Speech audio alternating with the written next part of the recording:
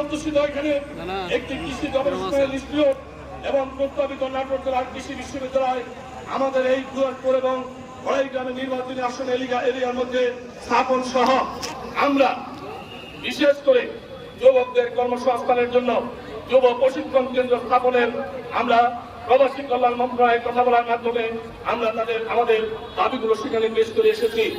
আমরা আজকে আপনাদের সামনে বলতে চাই, বিগত সময়ে আমরা আমাদের সমস্ত বক্তব্য তুলে ধরেছি।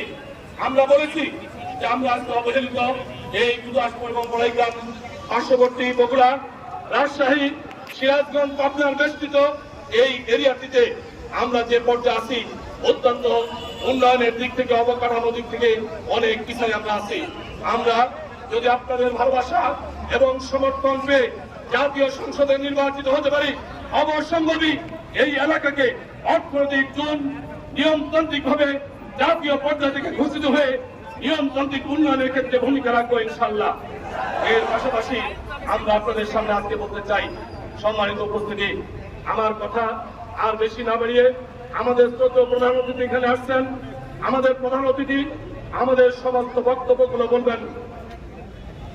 আমরা নিয়মতান্ত্রিক ভাবে আমি আর বেশি কথা না বাড়িয়ে আমি আপনাদের সামনে মৌলিক যে কয়েকটি কথা বলছি, তার ভিতরে 1 নম্বর, স্বাধীনতার 53 বছরে এই বড়াই গ্রামের মাটি মানুষের একটি দাবি হচ্ছে এই উপজেলাকে 2টি ভাগে বিভক্ত করে প্রশাসনিক সুবিধা প্রত্যন্ত অঞ্চল পর্যন্ত পৌঁছায় দেওয়ার জন্য তাদের দাবি, মানুষের আকুতি, মানুষের দাবি।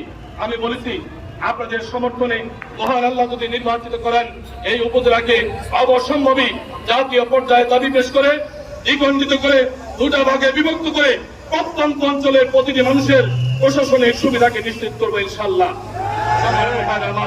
এর পাশাপাশি আমরা আজকে আপনাদের কাছে বলতে চাই, আমাদের বন্ধু সংগঠনের একজন দায়িত্বশীল গতকালকে একটি বক্তব্যে তিনি বলেছেন, আমাদের জামাত ইসলামীর জান্নাত বিক্রি করা পার্টির নাকি মাত্র 3000 ভোট। তার মহাসচিবরা, ভারপ্রাপ্ত মহাসচিব নাকি তাকে জিজ্ঞাসা করার পরে তিনি এই কথা বলেছেন। আমি আপনাদের কাছে বলতে চাই, আজকের এই সমাবেশ আমি আমার বড়াই গ্রামের সমস্ত মানুষের কাছে এই কথাটাই জানিয়ে দিতে চাই, আপনার বড়াই গ্রামের প্রতিটি গ্রাম, প্রতিটি পাড়া, প্রতিটি মহল্লা, প্রতিটি ওয়ার্ডের সমস্ত প্রতিনিধি এবং দায়িত্বশীল আজকে এখানে এসেছেন।